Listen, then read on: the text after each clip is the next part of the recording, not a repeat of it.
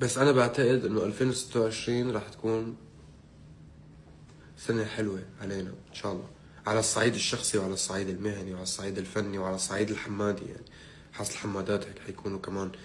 بتعرفوا كم سنة صار؟ شفت واحد منزل ريل على الانستغرام، بتعرف شو عم بيقول؟ قال اخر مرة غنيت شيل تبعي كان عمره 19 سنة هو، وهلا عم بيغنيها عمره 23 سنة. واو. يعني في جيل كبر معي هو عم يسمع بلا ما يحس.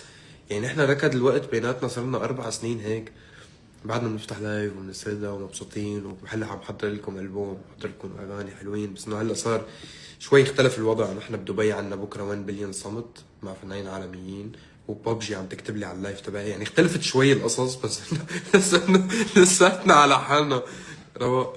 ها ببجي موبايل لازم تلعبوا معه ببجي وتجربوا الموديل الجديد. ببجي حكوني انا بخبرهم يفوتوا متى بيقتحموا لك اللعبه.